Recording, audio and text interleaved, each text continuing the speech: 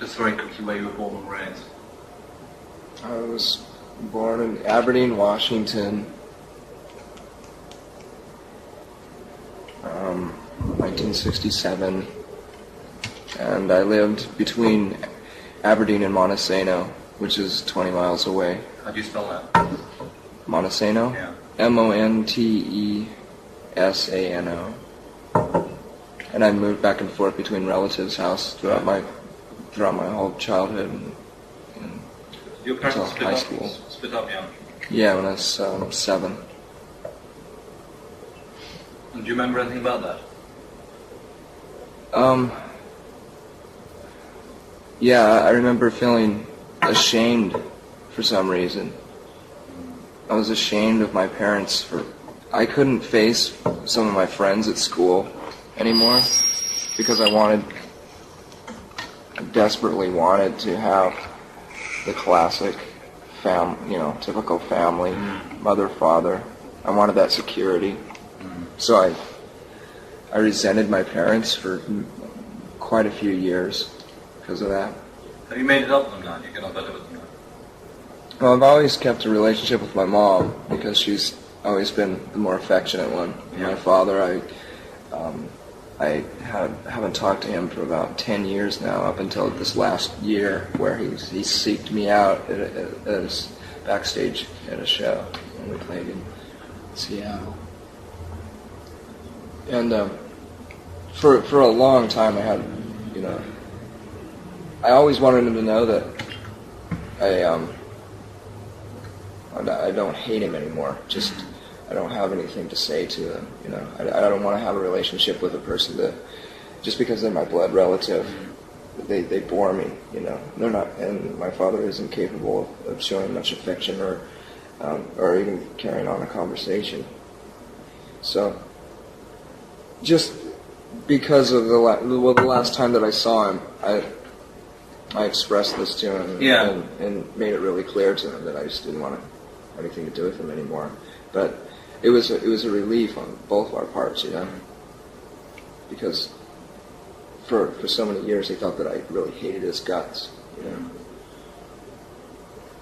Well, I've spent a year and a half dealing with stuff because my father died in March, and it's really serious stuff.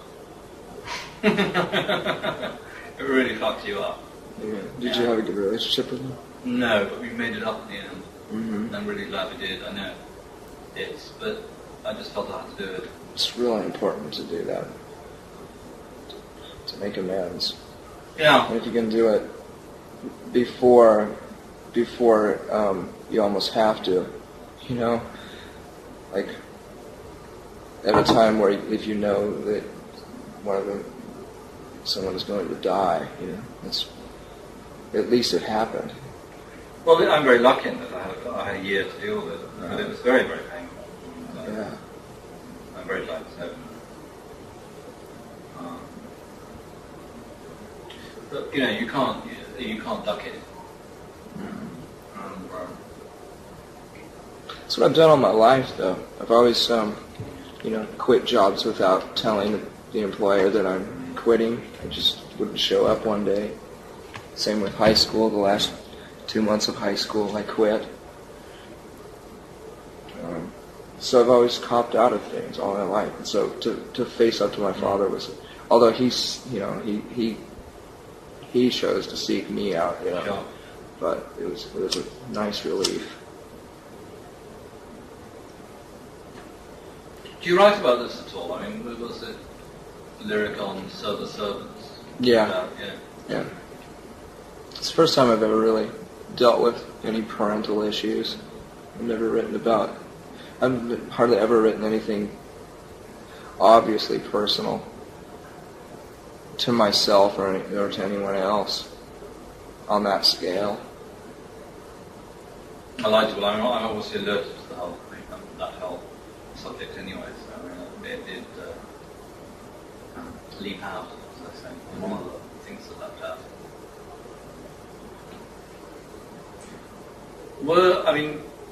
When you were growing up, were you very isolated? Yeah. Very, yeah. Why was that? You just couldn't. You didn't want to make friends, or couldn't do it. Well, I had a really good childhood until the divorce. Yes. And all of a sudden, my whole world changed. I became antisocial and started to realize what, I don't know, I started to understand the reality of my surroundings, which didn't have a lot to offer. Yes. Because it's, it's such a small town, and I started to realize I couldn't find any friends that I was very fond of, or who, that was compatible with me, with the things that I like to do. I liked to do artistic things. I like to listen to music. I could never find any friends like that. What did you listen to then? Whatever I could get a hold of. Usually, my aunts would give me Beatles records. Yeah. So for the most part, I just had Beatles records, and every once in a while, if I was lucky, I was able to buy a single. Yeah. Did you like the Beatles? Yeah. Did you like it because they're English, or did you just like the tunes? I had no idea. Well, I think that I probably felt. I don't know. My mother has always tried to keep a little bit of English culture in our family. Like, we drink tea all the time. We have tea, Although I've never really known my ancestry, really. I didn't even know until this year that the name Cobain was Irish. Huh? Because my parents have never bothered to look at, to find that stuff out. Fascinating. Because I'm Irish as well. Really? Originally, yes. My father was French Irish. I found out through looking through different phone books throughout America, and finding, names that were similar to mine. I couldn't find any Cobains at all, so I started calling Coburns. And I found this one lady in San Francisco, and she had been researching our family history for a couple of years. Rather than Cobain. No, actually it is Cobain, but the Coburns screwed it up when they came over. Right. And it came from County Cork, which is really a weird coincidence, because when we toured Ireland, we played in Cork, and the entire day I walked around in a daze. I never felt more spiritual in my life. It was the weirdest feeling, and I have one friend who was with me to testify to this, that I was almost in tears the whole day. It was the weirdest thing. And so since that tour, which was about 2 years ago, I kind of sensed that I was from Ireland. What's your mom's maiden name? Friedenberg, which is German. I think they pronounce it Fraudenberg. Did they both come over? Were they first generation, or did they kill their parents? I don't know. I only found out of some of the information on the Cobain side so far. My mother and I have never discussed her ancestry, but I still don't know a lot about the Cobains, because the lady who I contacted is sending me some information, and I haven't received it yet. Did you have problems in high school? Were people unpleasant to you? Did you kind of just withdraw? Yeah, it wasn't so much. I was a scapegoat, but not in the sense that a person would be, not how a person would be picked on all the time. Yeah. People didn't really pick on me and beat me up, because I was so withdrawn by that time, and I was so antisocial that I was almost insane. I felt so different and so crazy that people just left me alone. They were afraid. I always felt that they would vote me most likely to kill everyone at a high school dance. Could you understand why people would do that, or how people could get to that stage of actually killing people? Yeah. I could. I definitely could see how a person's mental state could deteriorate to a point where they would do that. Yeah, I've gotten to that point where I've fantasized about it, but I would always would have opted for killing myself first, you know. But it was, I love movies about that, you know. I've always liked revenge movies on high school dances and stuff. Yeah. Carrie. Yeah, Carrie.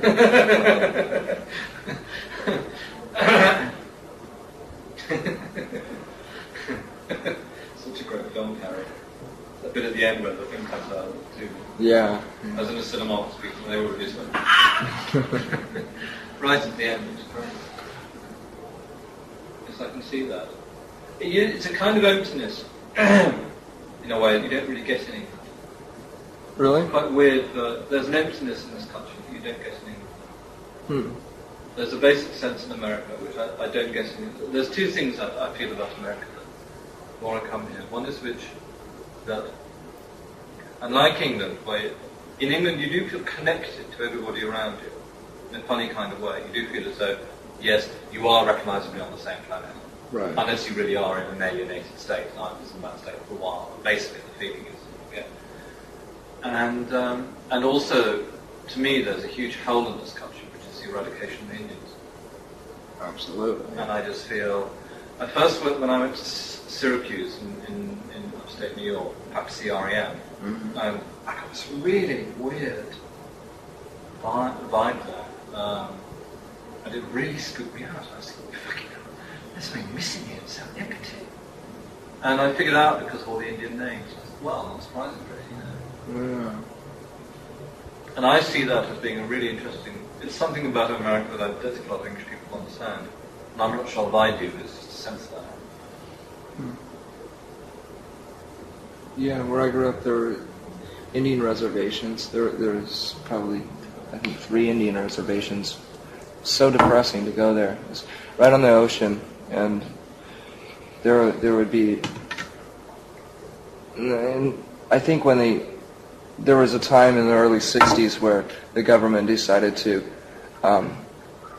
pay back the Indians in a way by upscaling the reservations and giving them appliances and stuff like that, and they didn't even want to deal with stuff like that at all. You know, you'd go to the reservation and you'd find washers and dryers out in the front yard. You know, they wanted their culture back. They didn't want washers and dryers. You know, and they were all fucked up on alcohol. Yeah. You know, which is the main killer of their whole race.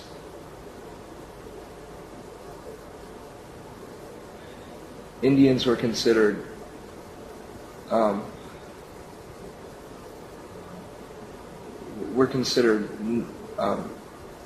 same as black people in the South. Yeah. You know, where I grew up, and it was their land. There weren't very many Indians that even went to public schools in my town, and it's such a small place too. Yeah. They were even more isolated. They were looked down upon. When did you first hear punk rock? Probably 84. Yeah. What did you hear? Well, I keep trying to get this story right chronologically, and I just can't.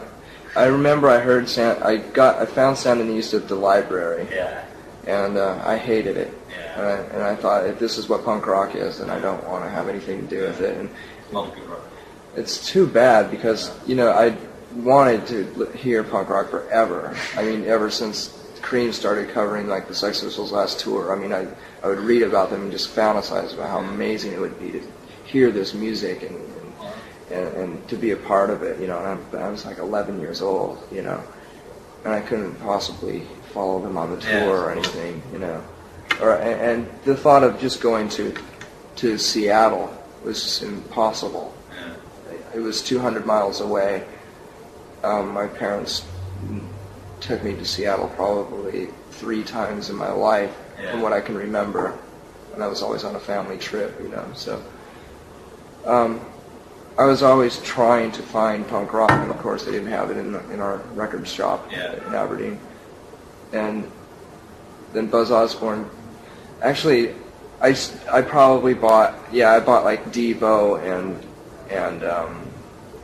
Boingo Boingo and stuff like that, new wave stuff. That finally leaked into Aberdeen many years after the fact, Then finally Buzz Osborne in '84, who had been a friend of mine off and on between Montesano and Aberdeen, because I'd moved so much. Yeah. And he lived in Montesano the whole time, and he made me a couple compilation tapes that had Black Flag and Flipper and just everything, all just about everything you can think of, all the most popular punk rock bands, and I was completely blown away. I finally found my calling, It was like that very same day I decided to cut my hair, and I would lip sync to those tapes, and I wore them out. I had them, and I played them every day, It was the greatest thing.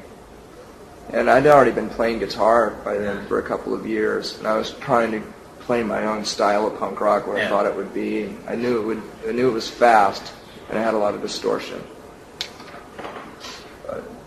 It was great actually going to the punk clubs, just parenthetically, in England in that first year, and you'd go and all you'd hear would be everybody turn their amplifier up to 10 and made the most horrible noise possible on guitar, just total feedback.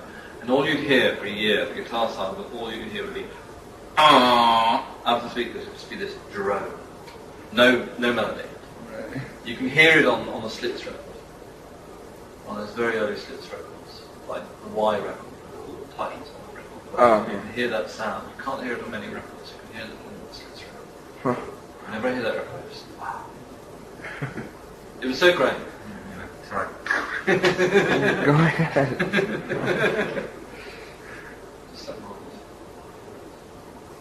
So you like the anger, and also the art of it. Yeah, everything, all at once. There were so many different.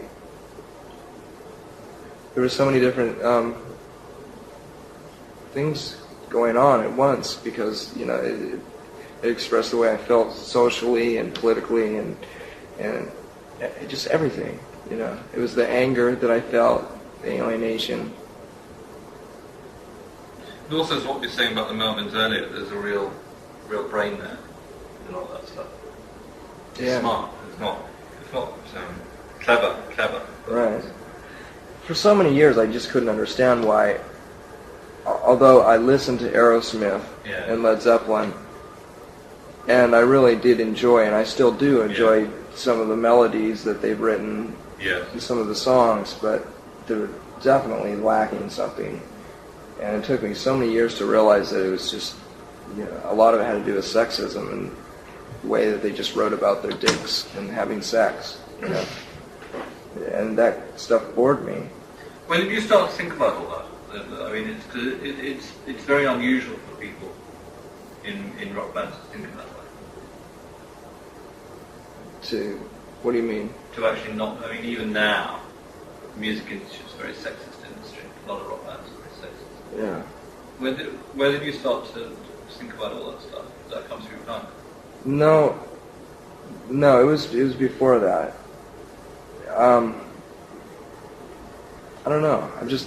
Because I couldn't find any friends, male friends that I felt compatible with. I ended up hanging out with girls a lot, and I just always felt that they weren't treated equally, and they weren't treated with respect, especially because of the way that Aberdeen treated women. Just in general, women are totally oppressed in small towns like that and all over America. The word bitch and cunt were totally common. You'd hear it all the time.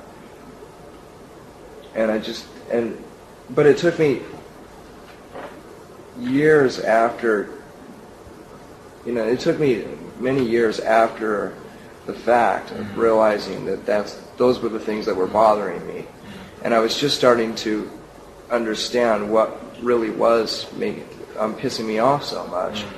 And then within that year, or those last couple of years of high school, then punk rock was exposed, and then it all came together. It just fit together like a puzzle, and I finally, admitted to myself that I am not retarded. It's so great though, isn't it? Yeah. It reminds me of that fabulous song about being a pinhead. Uh-huh. I don't want to be a pinhead no more. It's so great, that song. Gabba Gabba Hey. Yeah. Gabba Gabba Hey. Yeah, I like dumb too. That's a really good one. Did you have, when you started to hang out, did you have problems with people thinking that you were gay? Yeah. I even thought that I was gay. I mean, I thought that might be the solution to my problem at one time during my high school years. Although I never experimented with it. I had a gay friend, and actually that was the only time that I ever experienced real confrontation from people. Because for so many years, like I said, they were afraid of me, basically. And when I started hanging out with this person who was known to be gay, I started getting a lot of shit and people threatening to beat me up and stuff. And then my mother wouldn't allow me to be friends with him anymore because, she's homophobic. So have you stopped? Yeah, I couldn't hang out with him anymore. And it was real devastating because finally I found a male friend who I actually hugged and was affectionate to, and we talked about a lot of things, and I was just starting to, at that time, right around the same last 3 years of high school, I was putting all the pieces of the puzzle together, and he played a big role in that. What's his name? His name is Meyer Lofton.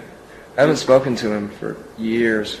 I heard that he's still in Aberdeen, of all places, which is really surprising to me. Maya? Yeah. M-E-Y-E-R. M-E-Y-E-R. Yeah. Wow. And he hung out with this exchange student. His name was Pachi, and no one liked him because he was Spanish. And they had a friend who was a lesbian. I can't remember her name. And we were friends for a few months until my mother found out that he was gay and banned him from the house. You put quite provocative gay statements into a couple of the lyrics. Is that sort of a reflection on that time, really? I love that shout of God is gay at the end. Stay away. I wouldn't say it's a reflection of those times, really. It's just I'm just carrying on with my beliefs now, Very provocative. Well, I guess it is in a commercial sense because of how many albums we've sold, but nobody's picked to up me on it's... that. People thought it would be a real storm. It's quite interesting. What? Nobody's really picked up on that, have they? I don't know, God is gay. I don't think very many people have. And in all apologies on this album, one of the lines is everyone is gay.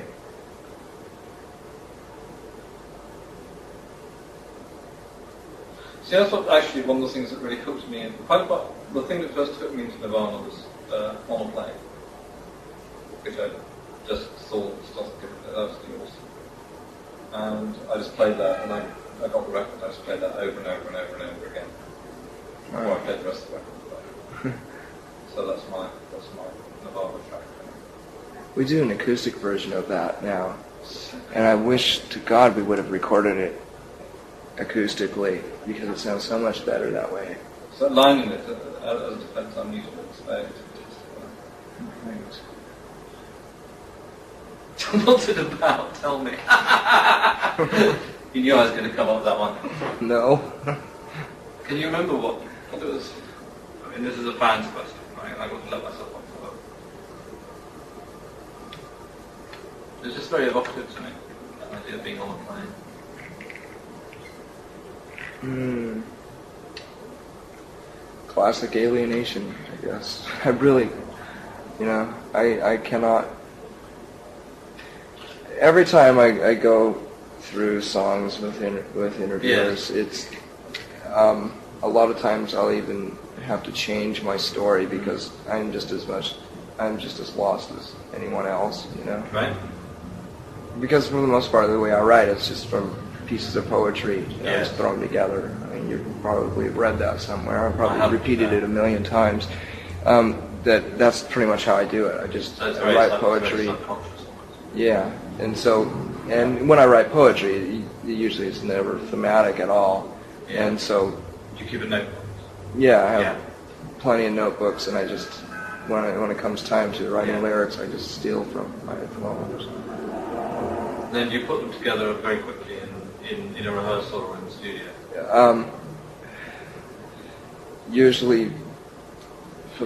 Usually right before I record the vocals, and a lot of times within the month before we go into the studio, I finish the lyrics.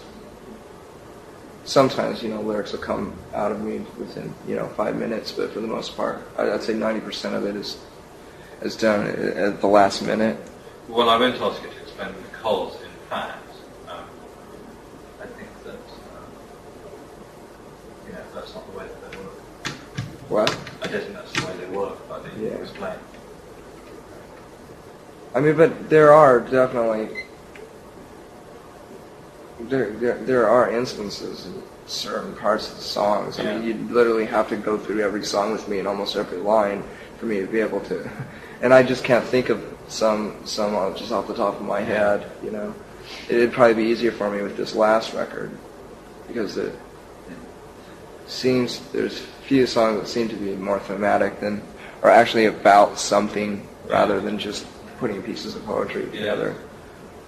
Like Scentless Apprentice is about the book Perfume, by Patrick Susskind. Yeah. And I don't think I've ever written a song based on a book before. I really liked first one was 8. Very 8. Yeah. Good guitar sound. Oh, that was Steve Albini's metal guitar that he got. It's supposedly a really rare guitar. It's made out of, it's all aluminum. Wow, it's really good sound. Yeah. Really kind of early 70s, like Cream. Really bad early places.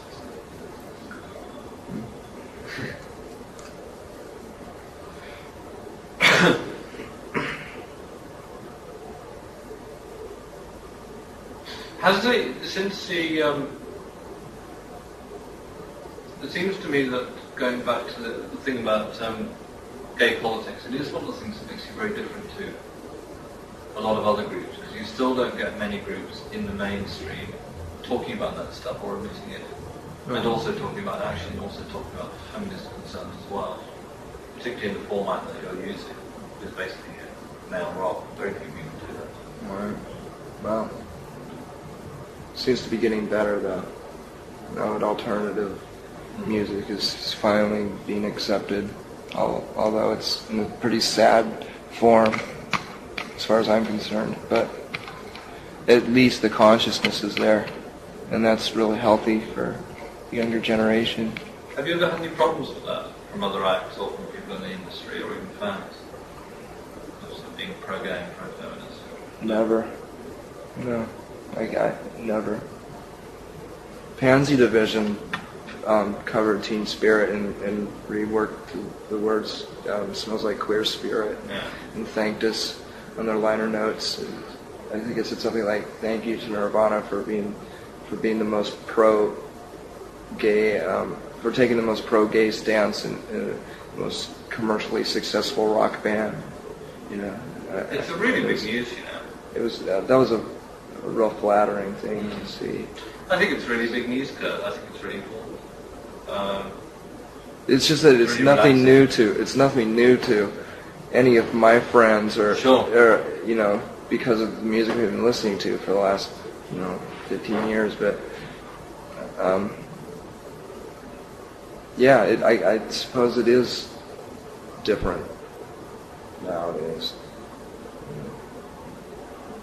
But I mean, even that, I don't know. Do you ever watch MTV? Yes. When you're over here? Yes. They're responsible for a bit of consciousness recently too. You know, I kind of appreciate that. What have they done? Well, they have these free your mind segments during the news hour. Yeah.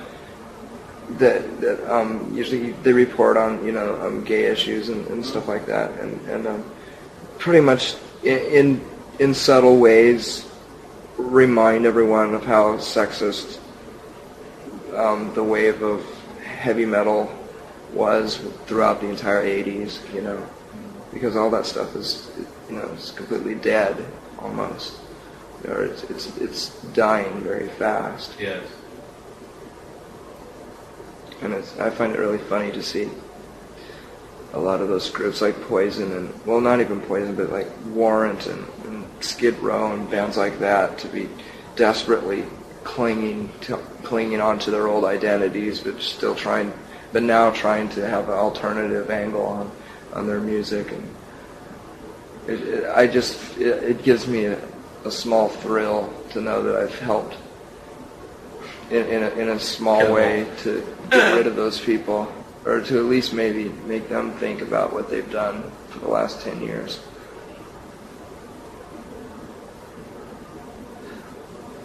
But also alternatives become another kind of, I switched on the TV this week and MTV, and there's some good things on it, but then I have to sit through all these videos by dreadful groups, and I don't want to name them because I don't want to dislike them all. But from my point of view, I hate it because it's just like boys with big hair and guitars and trying to be sensitive. If my own personal life doesn't get any better, I want to go to beating it as a noise. No, I'm sorry. I was quite outraged. I watched a segment and I thrown something to the TV. A spin doctors, blind melon, soulless island. It's just it's not as offensive to me as heavy metal was throughout the 80s, but still it still grinds. It gets to your nerves, Kind of new orthodox. Yeah. It's just so. Nothing has changed really, except for some bands like Soul Asylum who have been around for like 12 years or who knows how long, have been struggling in bars forever, and now they've had this opportunity to have their pretty faces on MTV, But they still have a better attitude. At least it's a more positive attitude. And I think it's healthier for younger kids. I'd much rather have that than the other stuff. Did you read much when you were younger? Did you growing up? Yeah. What did you read? Did you read everything? Just whatever I could get. I went to the library a lot, and I skipped school a lot too, especially during high school and junior high. And the only place to go during the day was at the library. Yeah. But I didn't know what to read. Had no idea. Just whatever I found. Yeah. And like during grade school, I would read. S.E. Hinton books were pretty. Oh, The Outsider. Yeah. I really enjoyed those books when I was in grade school. For the most part, I read a lot during class too when I went to school, just to stay away from people so I didn't have to talk to them too. It's a good excuse. A lot of times I'd even just pretend to read just to stay away from people. When did you start writing? When did you actually start writing notes or just whatever? Probably about 14, somewhere around there, junior high. I've never taken it very seriously. I've also never really kept personal journals either. I've never kept a diary, and I've never tried to write I've never tried to write stories. It's always been poetry. It's always been abstract. Yeah. Just ideas. Words.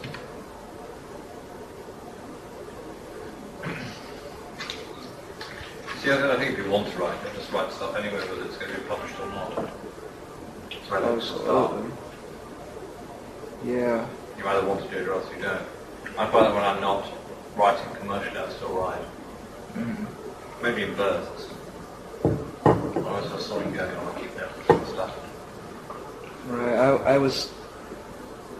The plan for my life was to be, ever since I can remember, to be a commercial artist. And ever since I can remember, my mother gave me a lot of support in being artistic. She was real complimentary on my drawings and paintings. And so throughout my entire life, I've always been building up to that. Like by the time I was in 9th grade, I was taking 3 commercial art classes, and I was going to go to art school, and my art teacher would enter my paintings and stuff in contests and stuff. But I wasn't interested in that at all, really. By that time, it was just known that I was, by my family, that I was going to be a commercial artist, and that really wasn't what I wanted to do, because I knew that I wasn't as good as everyone else thought I was in that town, because the ratios aren't that great, because so I'm a better artist than probably everyone in that school, but that doesn't say anything if you compare it to a larger city, and I knew I knew my limitations. So I really enjoy art. I like to paint still, but and the same thing, I've always felt the same way with writing as well, because I know that I'm not educated enough to really write something that I would personally enjoy on the level that I would, on the level that I like to read. That's not necessarily, yes. I mean, maybe for poetry, maybe, on a small scale, but... You see, sometimes that's a burdened by too much knowledge. What? Sometimes we're burdened by too much knowledge. Well, I agree, yeah, but I definitely... That's a real problem, actually. And there's something very enviable to us about America, because of that blank slate policy you have. Do you know what I mean? Yeah. You have to write something new, because that's it. The slate is blank. We've got stuff all over the slate already. You have to find a little bit in the corner. Right. That's very frustrating. When you're being bad in England, it's like being very slowly submerged. It's very claustrophobic. I've felt that way when I've been there. Which is a very different sensation from what I'd imagine. I've never felt really bad in America, so I don't know what it feels like to feel bad in America. But in England, it's like quicksand, claustrophobia. Right, and here it's more like losing your stomach. It's like being lost. It's just so big, Even though I was growing up in an isolated town, there was an ocean, and there was a huge city 200 miles away, so there was a lot of stuff. There was nothing in between, That was terrifying, I think. You hear that in a lot of American music too. Yeah, and a lot of country music. Yes. You see, that's the main influence we don't have anymore. That's what gives... What I like about a lot of American music is that high sound. So you might describe it as like a keening sound, nearly unhappy. It's quite a high way of singing. Oh, I see. Very, very... I can't describe it properly. But it's unself-conscious. But the Brits are very self-conscious and very mannered. Not all the time. Except John Lennon. Interesting. I was trying to figure it out. It would explain why goth was so much more popular in England. Yeah. Maybe. Why do people feel embarrassed by that? Because it was tacky. It's entertainment. So was anything. So was vaudeville. Well, it depends on what you call golf. Yeah. If you call Joy Division and Echo and the Bunnyman golf, then that's cool. Yeah. Right. If you call Sisters of Mercy and I think that if you're Alien being sex accurate scene. about it, that in fact, Joy Division were English Gothic in the classic sense. I would think so. Yeah.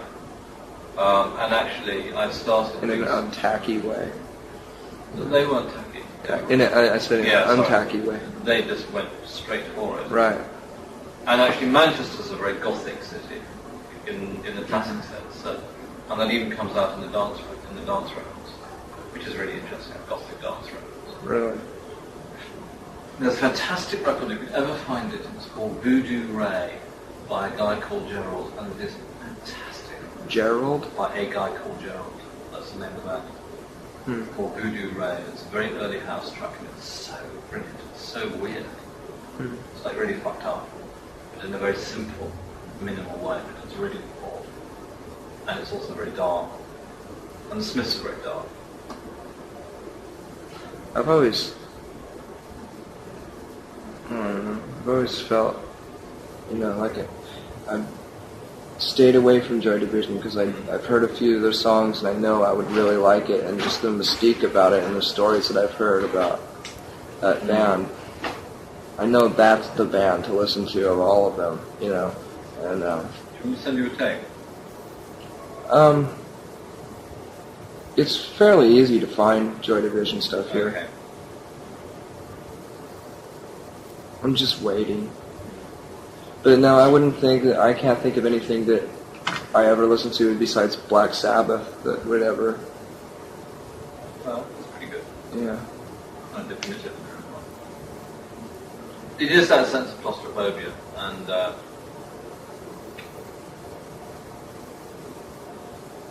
as opposed to losing your stomach.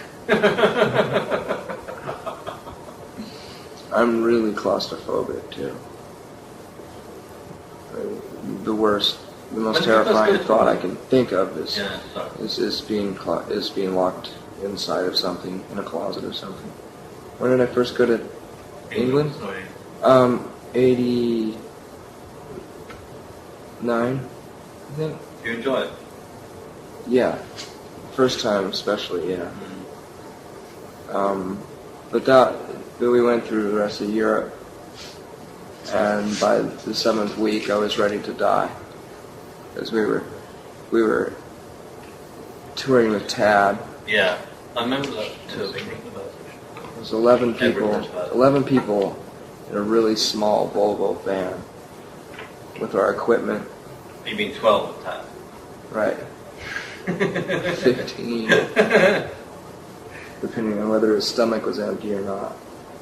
He vomited a lot on that tour. Oh. Great.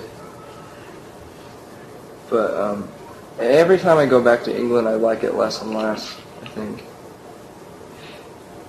It seems so gray and dirty. It seems really dirty. When I go to New York, or LA, I don't notice the smog as much as I do as when I go to England. If you ever come again, let me know and I'll take you places. Because I've hardly ever been Yeah. to the countryside Yes. in England. More and more we stay over in places for a few days after a tour. That's just sensible. Huh? That's just sensible. Yeah.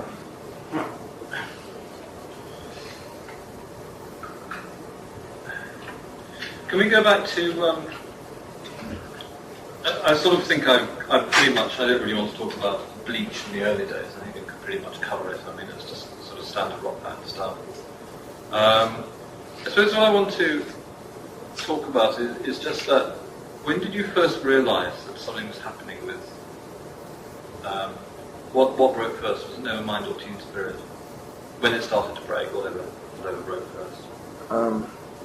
I don't know, because we were on tour in Europe, and I still don't even know the story, really. I think probably Teen Spirit, because we'd finished the video and they started to play it while we were on tour over in Europe. And I would just get reports every once in a while from friends of mine telling me that I was famous. So it didn't affect me until, probably 3 months after we'd already been famous in America. Was there one moment when you suddenly walked into it and suddenly realised? Yeah, when I got home, a friend of mine made a compilation of all the news stories about our band that was played on MTV and on the local news programs and stuff. And it was just frightening. It just scared me. How long did it scare you for? About a year and a half, and up until the last 8 months or so. I would say since my child has been born. Yeah. So when I finally decided to crawl out of my shell and accept it, because I didn't want to, go to such a ridiculous extreme as what U2 has done, but I feel like I have I feel like I have a I don't know, an obligation, just because I like this band and I wanted to break it up. I wanted to quit. Yeah. Was that around the Madrid time, Spain time? Well, that was a time when I wanted to break up, but that was just because I was having a star fit and I was starving. That was because of the Tad tour. But this, I'm talking about like when Nevermind got really big. Yeah. Was it just a normal? Oh wait, you said Spain. Yeah. Oh, okay. I was thinking Italy. No, at that point, yeah, that was when it was just starting to, the band started to really fail me emotionally, but a lot of it had to do with the fact that we were playing these festivals, outdoor festivals in the daytime. There's nothing more boring than doing that. It's just people in the audience, the audiences are massive and none of them care what band is up on stage, and I was just getting over my drug addiction or trying to battle that, and it was just too much. And for the rest of the year, I just kept going back and forth between wanting to quit and wanting to change our name, because I still really enjoy playing with Chris and Dave, and I couldn't see us just splitting up because of the media and because of the pressures of success. It's just pathetic, to have to do something like that. There's something very exciting about a band. People playing with each other. I mean, I like the other kind of music where people play with machines as well, a lot. But I still think the band is it's good. Yeah. It's good to have a three-piece too. Mm-hmm. I don't know how to describe.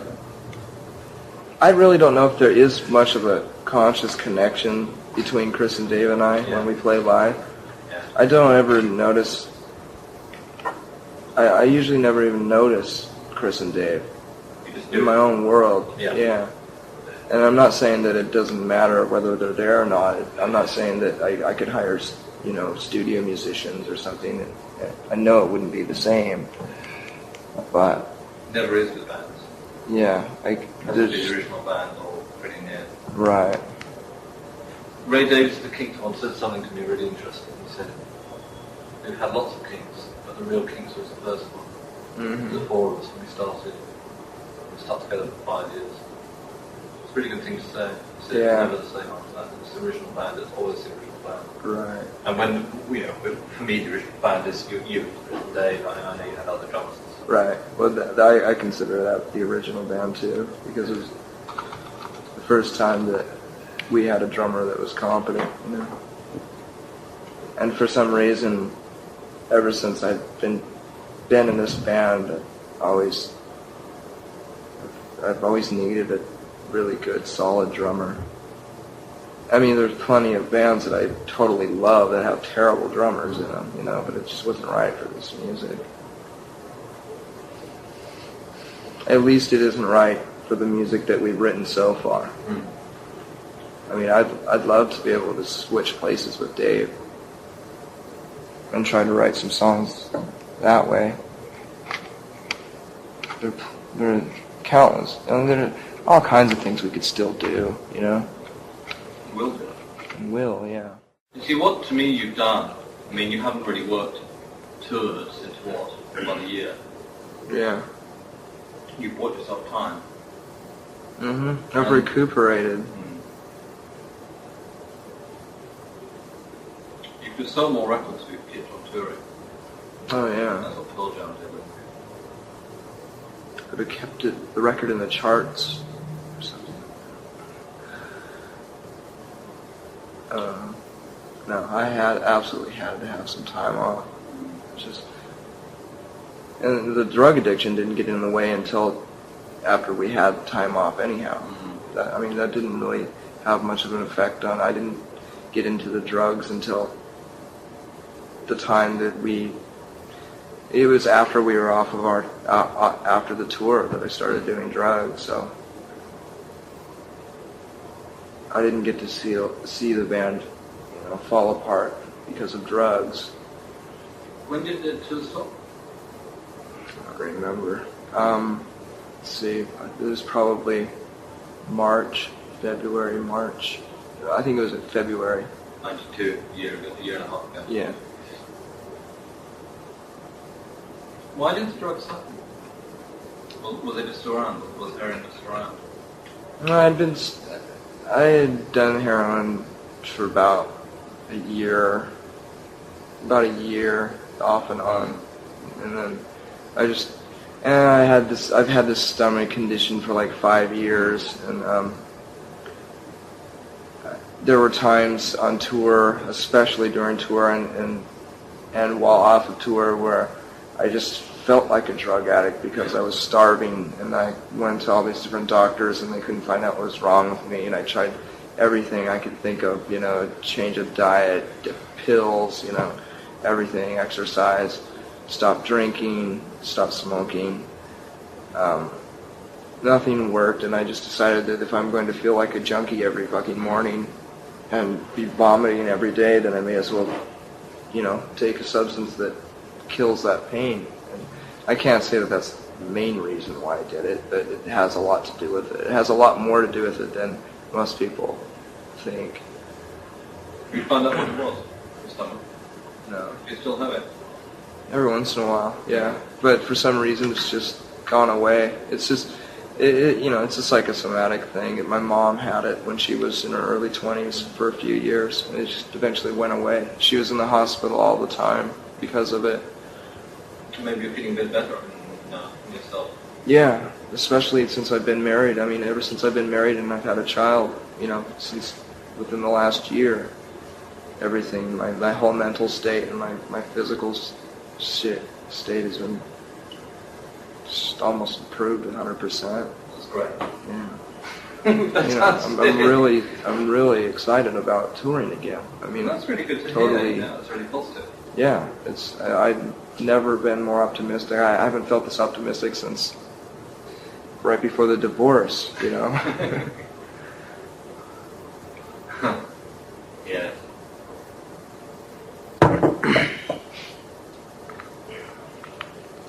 And what about the media? Did you find it incredibly disheartening that you'd started this group and you were playing these songs, good songs, and you've become incredibly successful, and then suddenly all this weird stuff started? Oh yeah, I mean it affected me to the point of wanting to break up the band all the time. Was it mainly the Vanity Fair article? That started it, but there's probably 50 more articles based on that story. I don't know. I've never paid attention to mainstream to mainstream press and media before, so I've never been aware of people being attacked, and crucified on that level. And I still to this day I don't know who Bono's wife is, if he has a wife or if he has a girlfriend. Yes. And I can't help but feel that we've been scapegoated. in a way, you know. I feel I have a lot of animosity towards journalists and press in general, you know. But because it's happening to me, of course, I'm probably exaggerating it, but I still can't think of another example of any current band that has had more negative articles written about them. Why do you think that is? A lot of it's just simple sexism, you know. Courtney is my wife, and people could not accept the fact that I'm in love, you know, and that I could be happy, you know. And because she's such a powerful person and such a threatening person, that, you know, every sexist within the industry just joined forces and decided to string us up. I mean, from what I can see of Courtney, that if you treat her like a threat, she'll be one. If you don't, she won't. Exactly. Like anybody. That's exactly the way I've always felt. Like Johnny Rotten. The first time I met Johnny Rotten, I was very polite to him and very matter of fact, and so was he. Mm-hmm. No bullshit. Right. I found out that people are very much how you take them. Exactly. Because, you know, he can be really... Mm-hmm. It's a good defense mechanism. And I had it from him, but it didn't bother me because I was used to it by then. Mm-hmm. Been through it for years of punk. I mean, with punk, everybody was really horrible to each other. Right. Really horrible. Right. Hostile. Yeah, I didn't even get to see that. By the time that I was into punk, people were just in this, just wallowing in this confusion. Yeah. They were just like, should we be sarcastic? I mean, should we be mean to each other? No one knew what they want, how they were supposed to act at that point. I remember people being mean to each other. Yes. Mm-hmm. And, you know, I remember seeing Sid and Nancy around, and particularly Sid on stage. Oh, you look dreadful. You really look dreadful. Because on those people you just run away to avoid. Really? You know, you saw it. Fuck. It wasn't glamorous. But then, the great thing about Sid is that he went for it. Yeah. I think that's why Americans like him a lot, because he just did it. I mean, he did what he wanted to do, and that was that. He was straight down the line, you know, no messing about. It's kind of cool. Yeah. And if you just mother for the book, she was really... Wow. Wow. It's very sad. Yeah, very. How did you find her? Oh, fascinating. I did the interview at about 2 o'clock in the morning in a really weird town in England. I was on my way back down to London. I drove all night. It was like really charged. And she was manipulative and sincere and insincere at the same time. It was very compelling. Really? So I like that. I like those kind of paradoxes because people can be contradictory.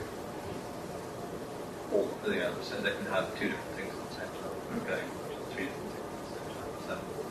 So I really dug what she was saying. He was a damaged child, and so was she. A very damaged child, so it was.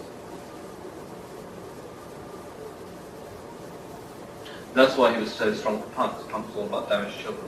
Right.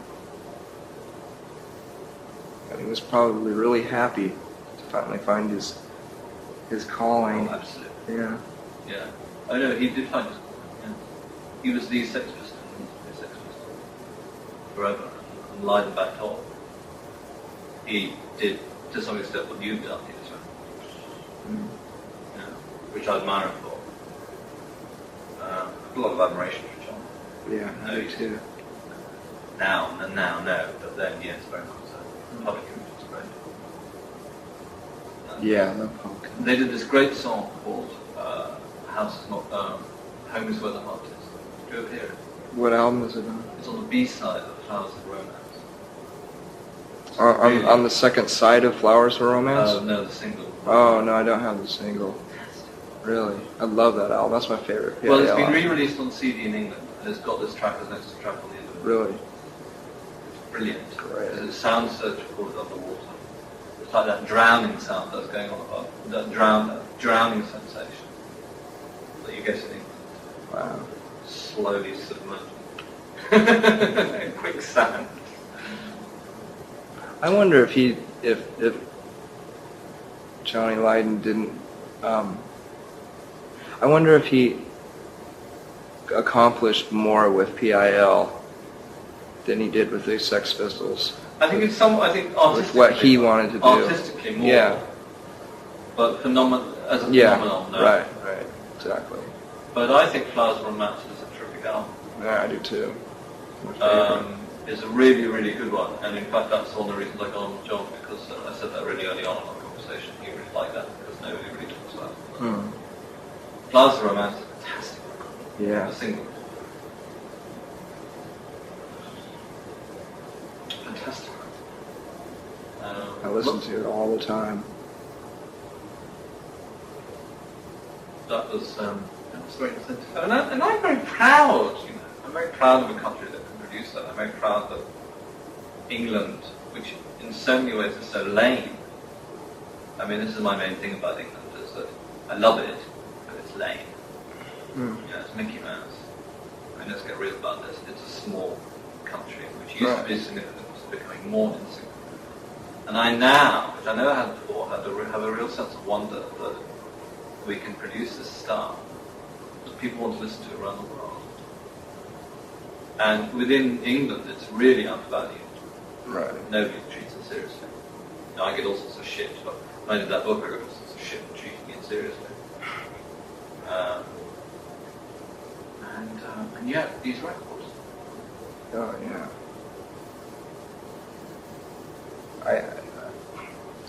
Almost all my favorite bands are English. Yeah. It's amazing how much they've produced. Well, do you like that kind of claustrophobic sound? There's something in there.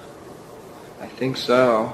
Yeah. I mean, the main reason why we recorded with Steve Albini is because he's able to get this sound that sounds like it's in a room. Yeah.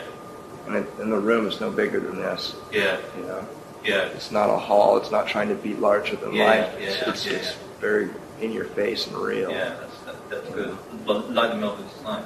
Yeah, exactly. What was interesting about punk, again, this English punk, was that I've been thinking about this a lot, about space and music. Because now, for raves, the records, the house records, the techno records, very big space. Right? It's like it's made for a very big space, either mentally. Right. It's a real mental. Now in England, because things are so bad, techno is like this real mental escape. People take drugs or they don't, but and the record reflects that. It's played in big places. Right. But the original punk was all in tiny basement clubs. Right. And it was all to do with the ambience feedback of actually getting the sound within this room, which is what you're saying. Exactly. Which is really interesting. Technically, I've learned that the way to achieve that is to use a lot of microphones. Yeah. I mean, it's just something that I've known for years, ever since I started recording. I've always known, it just seems so obvious to me that if you want, because microphones are so directional, that if you want an ambient sound, you need to use a lot of tracks. You need to use a lot, or you need to use a microphone that isn't omnidirectional, and it's farther away from the instruments. Yeah. So you can pick up the reverberation from the walls. How many mics did you use on this one? I have no idea, a lot. For the drums, I mean, we had microphones, big old German microphones taped to the floor, on the ceilings and the walls, all over the place. About 20, 30. Probably, yeah. Brilliant. Yeah. And I've been trying to get producers to do this ever since we've been, I mean, see, I've always just, I don't know anything about recording, but it just seems so obvious to me that that's what you need to do. And I've been trying, I tried to get Butch Vig to do it, I tried to get Jack Endino to do it, and everyone's response is that isn't how you record. That's not the way. Right, and Steve Albini proved it to me on these records. Although I didn't know exactly how he did it, I just knew that it had to be that. He had to have used a bunch of microphones. It's as simple as that. Which is why, live recordings sound so good, from punk shows. You can really get the feel of what was going on. Did you re-record a couple of tracks? No, I just remixed 2 songs, yeah. Why was that? Because the vocals weren't loud enough, and when I brought the tape home, I was singing this melody, this harmony thing over the melody of Heart-Shaped Box, and I just had to put it on. And Steve is a good recording engineer, but he's terrible at mixing, as far as I'm concerned. He just doesn't, to me, mixing is something that's like doing a crossword puzzle or something. Things that I don't like to do, like math, it's really technical, and it drains you. You really have to concentrate on it. And it's step by step with every instrument, and there's so many different variations to, the tones in each instrument and stuff like that it can take days to mix a song if you really want to get anal about it. I'm all for the whatever you record on tape, and however it comes out, that's the way it should come out, but for some songs it's just not, it doesn't work. That's also what makes records. A really interesting book I got was The Beatles Studio. Have you ever seen that book? No. It's really, really good. It's a record of every studio session they had. Really? And what they did. Wow. And they made records. Right. They really made records. And what they did was edit furiously. Mm-hmm. A lot of the really classic songs, which are about 2 minutes 30 or about 3 minutes 20, just chopped. Right. Really tight. But that was their thing as well. That's what they did. They did it beautifully. George Martin. It was such a great idea to get, a classically trained person like George Martin to produce a pop band, And I really liked slow songs on this album. Mm. Yeah, I really liked it. They came out really good, and that recording technique, Steve Albini's recording technique, really served those songs well, because the slower songs, you could really hear the ambience in it there. Sure. So it was perfect for that. But for Heart-Shaped Box and All Apologies, we needed more. It was the main complaint was that the vocals weren't loud enough, and every Albini recording I've ever heard, every album he's ever produced, the vocals are too quiet. That's just the way he likes things, and he's a real difficult person to persuade. It was. He was trying to mix each song within an hour. And that's just not how we work. So it was fine for a few songs, but not all of them. That's good, because you should be able to do what you want and pick the best. Yeah.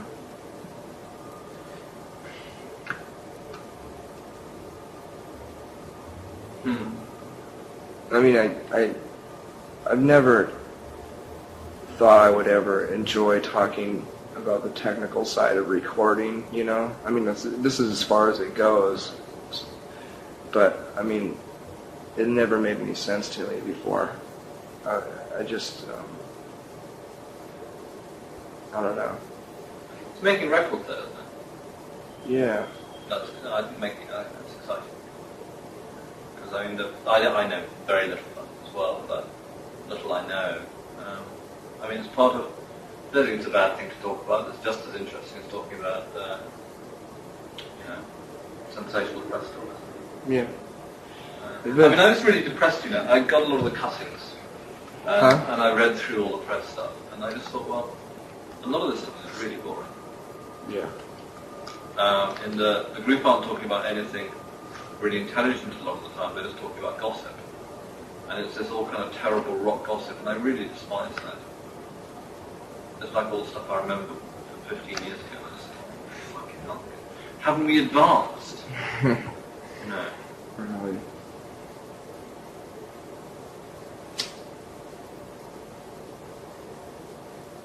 I have one criticism. I think you overreacted on those Victoria Clark letters. Because I think you gave her publicity. I know. Yeah, that's what I tried to tell Courtney. But we weren't in the best of mental states at that time. I totally agree. I mean that was the first thought that came to my mind. If we were to address this at all, it was just going to give them more press. But I mean, they dug through our garbage. They lied and fucked their way through so many of my friends, and they deceived so many, mostly so many of my friends and people that I really like in Seattle, that I didn't know what to do, and it's really hard to be in control of your own press, because my management doesn't know anything about it, how to protect anyone from things like this. I mean, we try, every time we've ever gotten into a legal battle, we've always ended up just paying people off. I mean, we've literally given away money to people like a band called Nirvana from Orange County, Los Angeles, like $50,000 just to stay away from litigation. But we easily could have won. And I just hate that idea, because I've always wanted to fight people that are fucking with me unnecessarily, I just don't, I don't know how to go about it. It must be very isolating, because in that way you are a neutral. And in that way it's also quite punk rock. You get a lot of very hostile press. Yeah. And in many ways... I'm really not interested in being punk rock anymore. No. Well, I mean, I'm not suggesting you should be. I'm just saying that I think that's also a misapprehension on the part of the media as well. When my book came out, a lot of people said in treating punk felt they had to be really controversial and sleazy and cynical. Because they thought that was what punk was. But that isn't what punk was. That's mediated punk. Right, exactly. And it seems to me that one of the reasons you've had a bad time is that, I know you joked about this in the past, but you and Courtney fitted into that mediated Sid and Nancy slot. Exactly. Do you feel that? Yeah. Haven't we progressed? Yeah, exactly. I mean, you'd think that people would be evolved enough to want to look into something a bit deeper than something that happened 15 years ago, and try and be entertained by a carbon copy of what happened 15 years ago. It's a boring old story. Do you feel now that there are contradictions between your ideals and your position? I mean, is that something that worries you? And if so, are they interesting, in fact, or is it just not something you really think about?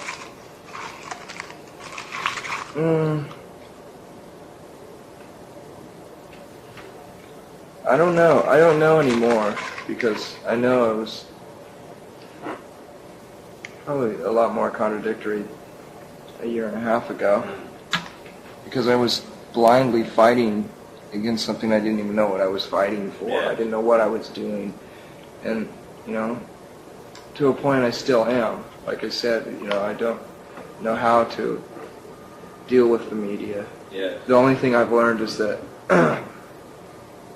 I've had the opportunity of meeting a handful of journalists that I've gotten along with personally, and like them as people, and it just so happens that I know that there's probably a good chance that they're going to write a good story, if I talk to them, because a year ago I said, absolutely no way will I ever fucking speak in public again, and I'll go out of my way to never show my face again, you know.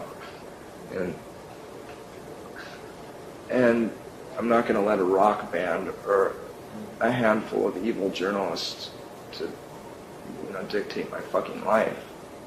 You know? No, exactly. You have to rise above it. I think it's an enormous shame, actually. I feel very badly about it because I don't get sanctimonious in. I get accused of this sometimes, but I've always had a pretty high ethical standard, and it really pisses me off that people who work in my industry don't. It really annoys me. And you know, I put up with it, but it's one of the reasons why I'm not a full-time journalist anymore, because I can't bear all that shit, really. Right. That's surprising because, I mean, you can't expect a janitor to be into his work, you know, but they accept it and they do their job. And I've always thought of journalists as people who had to have had a passion about what they're writing about in the first place before they became journalists, you know. And they get cynical and browbeat. What? They get cynical and browbeat. Yeah. See, the media is so voracious. This is what you encounter. See, that's what freaked you out. I think you were sort of losing the level of attention so much. You started to lose yourself. Mm-hmm. And you can easily do that in the media. Yours is a very extreme case, but it happens to everybody who works in the media. That the industry is so huge and so demanding that it will just eat you up alive. I've seen it happen to so many people. And I spend a lot of my time figuring out how to minimize the effects of working within this voracious industry. Iggy Pop once said something very wise. He said, look, I work 48 hours a day, 24 hours is doing what I do, and 24 hours is figuring out what's going on around me in the media and everything. I do this all the time. And I do as well. Not a subconscious way, but just filtering and concentrating and tuning things out and tuning things in. Yeah. Because otherwise you just get shredded. Yeah, I was on the road to being cutting myself up. But like I just said a minute ago, like I'm just so grateful that I've come across a few people that I really like to talk to who happen to be journalists, you know. And so that's one way that's one thing that I've learned from the last year and a half is to, you know, try to you know, I mean, I think of some of the people that I work with, it's like my family, you know. Some like Danny Goldberg, who isn't even our manager anymore, who used to own Gold Mountain. He used to manage Steve Jones. Yeah. He's like my second father, you know. And we've been blessed in an enormous way with a handful of people like that who work at DGC. Yeah. And it's just, you know, that doesn't happen with bands very often at all. It's just a revolving door of people working for you, you know. In a way, I think you're in a really good position now because you've got your head around the fact that, I think the record will do well. It will do very well, actually. But I feel as though you've got your heads around the fact that even if it doesn't, you still made the record you want to make. Oh, absolutely. And you can live on a level. Oh, man. I mean, I could put out, you know, Flowers of Romance tomorrow and if that's the record I wanted to make, then, you know, I mean, that's the thing that's why I'm so excited about this record. I actually want to promote this record, not for the sake of selling records. I'm more proud of this record than anything we've ever done. We finally achieved the sound that I've been hearing in my head forever. You didn't on Nevermind? No. Not at all. Absolutely. Too pop? It's just too slick. Yeah. I don't listen to records like that at home. I can't even listen to that record And I like a lot of the songs. I really like playing some of them live. But, you know, in a commercial sense, I think it's a really good record. I have to admit that, you know, but that's in a cheap trick way, you know. But, you know, as far as for my personal listening pleasure, you know, it's just too slick. And I was just pretty much deceived by the studio that we mixed in, and I was so burnt out at that point. We attempted to mix it ourselves with Butch for a week and a half, and then we got Andy Wallace in there, and by that point I wasn't really paying attention.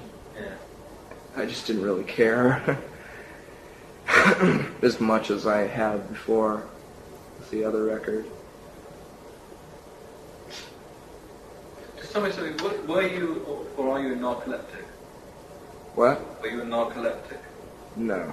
No, was that all just something? That was just a story I made up for why I slept so much. Great. I see that printed as fact and send me pictures. Yeah. I just find myself sleeping a lot before shows. A lot of times backstage areas, you know, because it's such a gross scene. I don't want to talk to anybody, so I just fall asleep. You should be left alone backstage.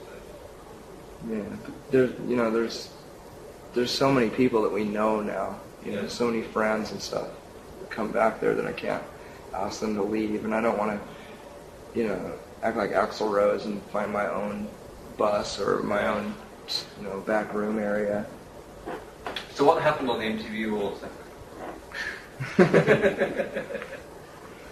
Well, apparently Axl was in a really bad mood. Something set him off, probably just minutes before our encounter with him.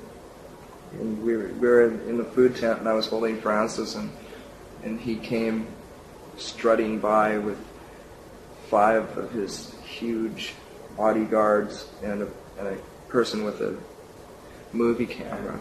And Courtney jokingly screamed out at him, "Axl, you be the godfather of our child." And everyone laughed. We had a few friends around us sitting there eating, and he just stopped dead in his tracks and just started screaming at us. Wow. All these abusive words. And he told me that if I didn't, he told me I should shut my bitch up.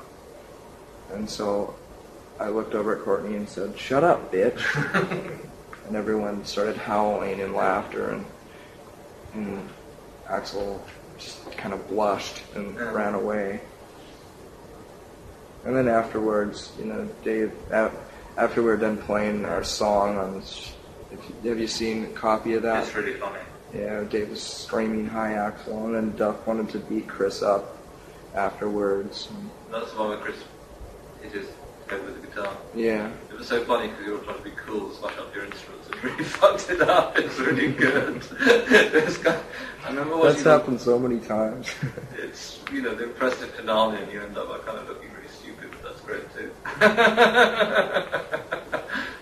We watched that so many times. I'm really friendly with the guy that used to be in Smith's, Johnny Marr, who says hello because he really likes. Oh, say hello really to him like too. I really like. He really likes stuff, and he had the tape of it. And his younger brother, who's 19, is really into Nirvana. And we just sat and watched and howled with laughter at the end, particularly. It was so stupid. It was great. It was just so expected. You know, it was like, well, should we just walk off the stage, or should we, you know, break our equipment again?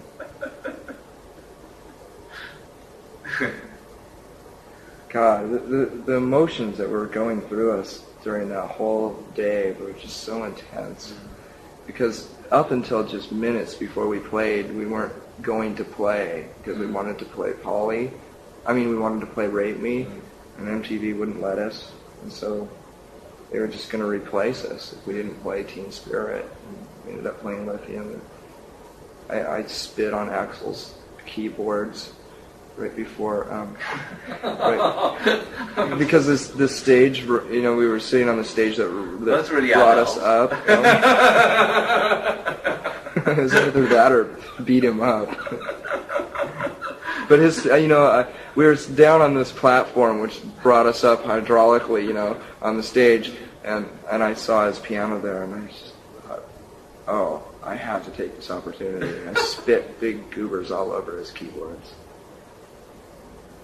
I hope he didn't get it off in time.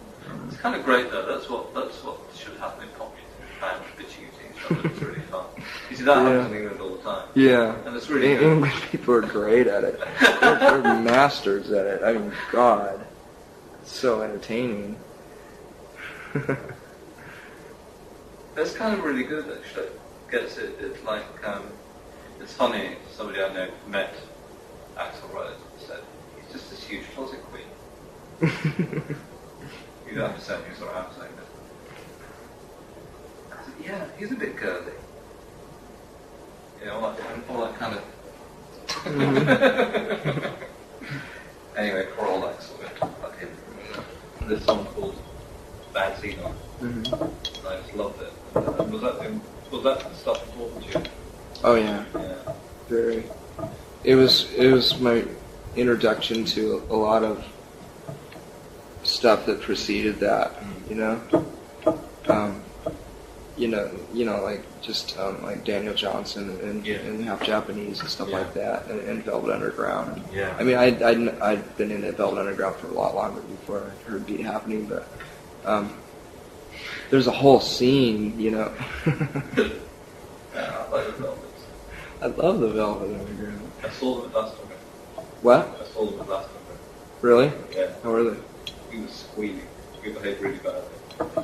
We were watching. Because I moved to Olympia from Aberdeen. Yeah. It was the first place that I moved to, on my own. Right. I was like 20, and it just started Nirvana and K Records, and that whole scene in Olympia turned me on to so much amazing music. The Pastels and Vaselines and all that stuff.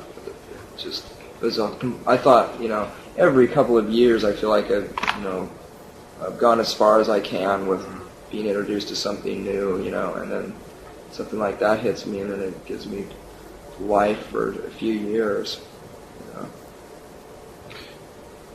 That song Bad Seed I found really, really moving. Because it was kind of hopeless and it was also really optimistic. It was all about a new generation of the teenage nation. This time, let's get it right. Mm-hmm. And new generation of the teenage nation. Yeah, right. Out of this tiny record out of Olympia. Yeah, sure. And it kind of happened. Yeah. That's amazing. The Revolution Summer. It's like a prophecy that happened, that record. Yeah. And also it reminds me of that cool film. Huh? It also reminds me of that cool film. What? Bad Seed. Oh, I don't know that. It's about a really evil 6-year-old. Really? Yeah. Who made that? It's a 60s film. No, it's earlier. It's late 50s, paranoid. Like science fiction paranoid, you think. We're terrified of our kids. Did it have little blonde clone kids in it? No, that's super cool. That's The Ditch of the Damned. Oh, yeah. Children of the Damned. Children of the Damned, yeah. Yeah, that scared the hell out of me when I was a kid. You see, that film is all about, I've just written about this recently, that film is all about, I decided that film was all about the Beatles. Of having all these kids, that was like the older generation's view of what was about to happen. Right. You had all these kids that looked the same. Uh-huh. They had Beatle haircuts. Yeah, and then, no, but they were all stylized. Yeah. I don't know they had Beatle haircuts, but they were all very heavily stylized and dyed, and they had these weird eyes. They all looked the same. They looked like mutants, and that's what the Beatles looked like. All the rock groups in the 60s. I remember the Byrds. They looked like mutants. Right. Well, they were though, California. But I mean, believe me, in England in 1965, that's amusing. Yeah. And that's that strangeness of popular culture we still get all the time. Do you know what I mean? It's like there's always somebody weird. I really like that. Me too. Because that's reality. Is that it is pretty weird. No, it's not. Well, it's not so much being weird. It's just all the stuff that doesn't get through normally. That's what I'm fascinated by. What? All the stuff that doesn't get through. If you think about what's out in the world and how diverse it is, and then what's actually in the mainstream media and how restricted that is, then stuff that I'm calling weird is actually stuff that actually is out there. Am I making sense? Just about. Yeah. Go on philosophizing. Anyway, Children of the Damned is really cool. So is that song that came out. Did they, did they know a lot about English pie? I wish I'd interviewed Calvin. They knew a lot about English pie. Yeah, they did. A lot. Yeah, I mean, I was turned on to the whole 4AD thing too, Yeah. the raincoats and Young Marble Giants. I mean, all of a sudden, it was like the first time that I heard punk rock, because there were all these bands from the last 15 years that I could, try to find all these records and all these bands. And it was the same thing with this scene, because there were so many bands that had been going on for like 10 years. And it had the same impact on me, It was a completely different world. It's like, God, Young Marble Giants, I mean, I don't know where I'd be if I didn't hear that record. I've never heard that record before. That's so interesting. I find it fascinating that you should come from where you come from and love a lot of this quite mannered English stuff. It's fascinating. It must be the tea my mother fed me all the time. Great enough. My mom's really picky in English in that way, like my great-grandmother. But also there is an interaction, and I find this really interesting. There's a really good interaction that goes on between some Brits and some Americans. Mm-hmm. I don't know what it is, and I can spend the rest of my life probably figuring this out, but it really works. Mm-hmm. And I don't know what it is, but it really works. I think Brits like the Americans. I like American rock because it's unself-conscious. It's Louie. It's like people get up on stage and whammo, they do it. Right. Yeah, in England they can. Bit too much. Well, I can appreciate that too. Yeah. But I don't see that in the Raincoats though. No. I don't see that in maybe a little bit in Young Marble Giants, but some of those bands. That's a very particular strain from a very particular. They're period. so English. Yes, and it's also at the very same string. time. It's quite a string, which I like. I didn't like the Raincoats. I did like Young Marble Giants. Raincoats I never got. I love the first record. I don't like anything else that they did. No, I was very interested to read what you wrote about them. I was like, interesting. Because I didn't really get it, I must say. But I think that's because they were in another gang. It was all gangs then. Mm-hmm. I wasn't in that gang. They tried to break up a Throbbing Gristle concert at the time. I was friendly with Throbbing Gristle, so I wasn't going to.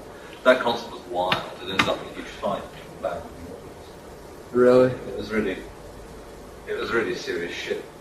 Genesis got his bass and whammed it on somebody, and then people were throwing chairs. Jeez. It was really violent.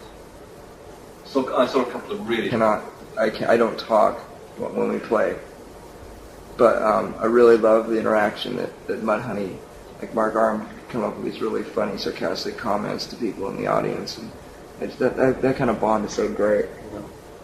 Especially with Mudhoney, it's more of a love thing. It isn't a violent thing at all. Robin had a great one. He said, "I bet you don't hate us as much as we hate you." Isn't that great? Great story of Joy Division of Peter Hook and Bernard wanting to meet Ian because he had a jacket that said he'd written "hate" on the back of the jacket. He's wandering around with his jacket with "hate" on the back. Really fascinating. It's wild. I'm going to do one more pump on this, and I'm going to stop because it's chaotic. Translates better in a club too. It's one thing I'm really upset about, and that's another reason why I don't give a shit if this record sells. Yeah. We're guaranteed to not sell even half as many records. We know that. And that means that we get to go on tour this time and play venues, 300, 4,000 seat venues. Yes. And we get to stay in the same town for maybe a couple of nights. Yes. It's going to be great. It's going to be like our first tour that we did with Sonic Youth. Yes. And those were some of the best times I've ever had. It's perfect. Actually, that's a little bit too big, but still, it's a really good environment. Tell me, how do you sing? I want to ask you about that, because you've got several voices, which I really like. Most of the time I sing right from my stomach. Yes. Right where my stomach pain is. Yes. That's where the pain and anger comes from. Yeah. Because it's really there. Yeah. Oh, it's definitely there. I mean, yeah, doctors, every time I've had an endoscope, they find a red irritation in my stomach. But it's just, it's psychosomatic. It's all from anger and screaming. I mean, my body's damaged from music in two ways. Not only is my stomach has an inflamed irritation, but I have scoliosis. I had minor scoliosis when I was in junior high, and I've been playing guitar ever since. And the weight of the guitar has made my back grow in this curvature. Really? Yeah. So when I stand, everything's sideways. It's weird. But you could get that sorted out. Yeah, I go to a chiropractor every once in a while. You can't really correct scoliosis because it's a growth, and it's your spine that your spine grows over the years, through your adolescent years, in a curvature. Most people have a small curvature in their spine anyhow, but mine's just, some people have it really bad where they have to have metal braces and stuff. So it gives me a back pain all the time, I'm always in pain too, and then that really adds to the anger in our music. It really does. Kind of grateful for it in a way. Tell me, I have to ask this really. What happened with the gun thing that was just reported? Was it all bullshit? Oh yeah, total bullshit. That was that's another thing that just made me want to just give up. Just a couple of weeks ago, never choked my wife. And in every report, even in Rolling Stone, in the police report, for some reason, I've seen a copy of the police report, and Courtney was wearing a choker. Yeah. You know what those are? I ripped it off of her, and it turned out in the police report that I choked her. And we weren't even fighting. We weren't even arguing. But we were playing the music too loud, and the neighbors complained. They called the police on us. It was the first time they'd ever complained, because we've been practicing in the house for a long time. Very Axl Rose. That's it, you see. Old shit. Axl Rose went through that. This is like, that's the way they expect you to behave because you're a controversial rock star. Mm-hmm. The police are really nice about it, though. To tell you the truth, I couldn't believe it. See, there's this new law passed that month. It just happened to be passed that month in Seattle, where when there's a domestic violence call, they have to take one or the other to jail. Yes. So Courtney and I started, the only argument we got into was who was going to go to jail, for a few hours. And they asked us, just out of the blue, are there any guns in the house? And I said no, because I didn't want them to know there were guns in the house. So the police came when the names complained. Yeah. And I have a M16 and 2 handguns. And they're put away. There are no bullets in them. They're up in the closet, and they took them away. I can get them back now. Haven't bothered to get them back yet, but it was all just a ridiculous little situation. It was nothing. And again, it's come up in the press. And it's come up and totally, blown out of proportion. That must be the hardest thing to deal with. It's just like, I feel like I almost feel like people don't believe me, like I'm a pathological liar at times, because I'm constantly defending myself, I mean, people still haven't evolved enough to question anything that's printed, Even I'm really bad at that too. I believe a lot of things that I read. But you must behave badly sometimes. Sure. Yeah. Sure. Courtney and I fight. We argue a lot. But I've never choked my wife. I mean, it's an awful fucking thing to be printed and to be known for, Yes. Just, we haven't had any problems, any bad reports or any negative articles written about us in a long time, and we thought we were finally over it, Our curse had worn itself out. Well, I think it must be because people perceived you as a threat. Yeah, I think Courtney's more of a threat than I am. Yes. But I bet your success was a threat to people. Yeah. It was a threat to the metal bands.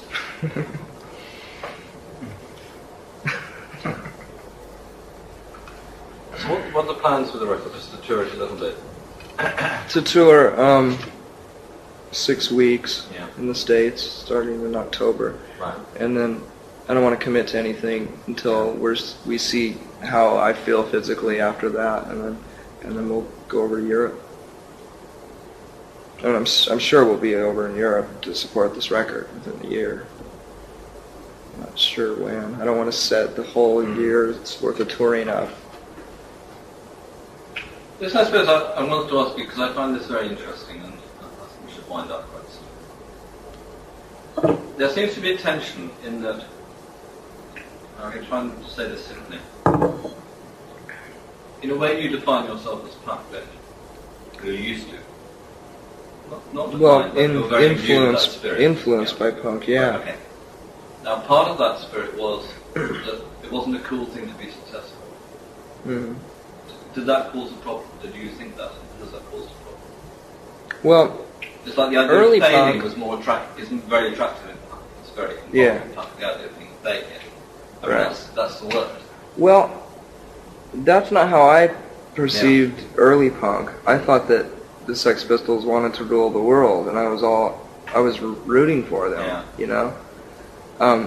But then American punk rock in the mid-'80s, Very introverted. yeah, it became totally stagnated and totally elitist, and it was a big turnoff for me. I didn't like it at all. But at the same time, I had been thinking that way for so long that it was really hard for me to come to terms with it, with the success all of a sudden. Yeah. But I don't care about it now. There's nothing I can do about it, I'm not going to put out a shitty record on purpose, to make sure. Yeah, that's ridiculous. But I probably would have done that a year and a half ago. I would have gone out of my way to make sure that the album was even noisier than it is, but we did this record the way we wanted to. Well, I'm really glad to hear that, because it worried me a bit, because I just thought, oh God, I hope they don't get into that trap. Because it's not interesting, it is shit to me. I mean, that defeats the whole reason of Yeah. making music, But you make music, you want to be popular, it's pop. Huh? But you want to be popular, it's pop. That's what it's about. I've been validated, far beyond anything. Yeah. I mean, when we could sell out the Vogue in Seattle, which holds about 300 people, I mean, I'll gladly go back to that. I'll gladly go back to playing in front of 20 people if I'm still enjoying it, And that's one of the most positive things about this new record, is that I know that we're not going to have the fringe Yes. millions who don't enjoy music, who aren't into our band for any other reason other than to use it as a tool to fuck. What have been the worst temptations of being successful? Have there been things you've been tempted by? No, not that I can think of. Except for Lollapalooza. Yes. They offered us a guarantee of like $6 million. Yes. And that's way more money than we're going to break even on this tour because we're playing in theaters. And the production is so expensive at this level. Yes, it is. Yeah. But other than that, I mean, I never thought of the Guns N' Roses and the Metallica and U2 offers as any kind of offer, It was just never a reality to me, or Chris and Dave. So those were the only temptations that I can think of that someone would actually consider a temptation. Were you quite misanthropic for a long time? Did you just not like people for a long time? Oh yeah, absolutely. I hated everybody. Except for, I always managed to have at least one close friend at a time throughout most of my life. And, there have been years where I just put up with my best friend and not really like the person. But, since I've been in a band and since I've known Chris, and, I have friends, I have a handful of friends that are great. But, I had the same typical narcissistic attitude, a year and a half ago before Courtney became pregnant. How dare you bring a child into this life, that kind of attitude, it's really selfish, but there's no way I can think that now. I have no right to say something like that. It's good.